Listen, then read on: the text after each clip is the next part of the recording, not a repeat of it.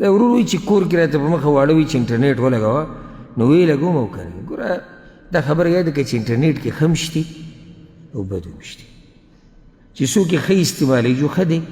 چې څوک یې بد استعمالوي بد دی دې ورور ته موږ دا وایو چې ته حالاتو ته وګوره که ته دا خپل بچي او دا ښځې او مشران کشران کنټرول ساتلی شي سره د انټرنیټه یو خو صحیح ده که لږ هغو پکې سبق وایي یا مثال کې داسې فایدهمند څه پکې ګوري یا کار پکې دی د هغوی یا سم بیا خو صحیح خو چې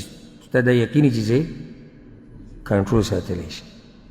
او چې نشي یې ساتلی نو بیا کور کې جاښه مه جوړوه که ستا ضرورت وي ځان له شخصي نیټ ولګوه ستا ضرورت دی ته موبایل کې ولګوه یا کمپیوټر ته یې ولګوه چې ته نه یې بندوئ کور کې عام کومه الا دا چې ستا یقیني چې کور کې حالات برابر دي او دا نیټ ګډوډ نه استعمالیږي ګنې دې لویه تباهي وکړه لویه تباهي چې دې نیټ کمه وکړه که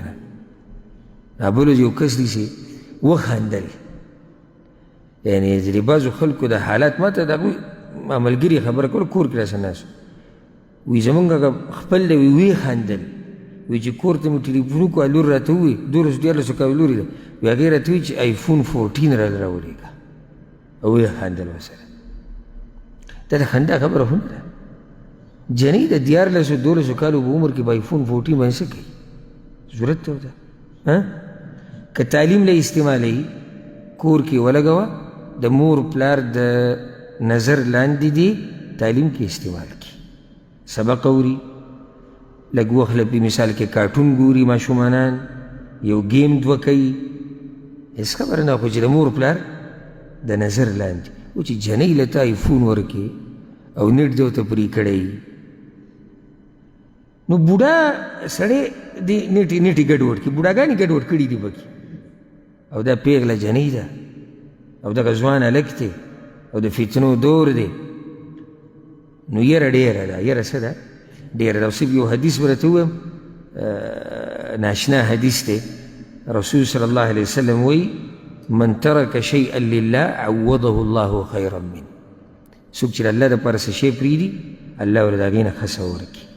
نو که څوک دا نیټ د دې یرې نه پرېږدي کور کې ونه لګوي چې یاره دا بچي به مې خراب شي په بدل کې به رب العالمین دله نیکمله بچي ورکړي او پاکه ښځه کور به پاک کړي نو خلاصه دا چې حالاتو ته دې وکتلی شي الله دې په موږ رحم وکړي الله دې زموږ بچي نیکمله لوی کړي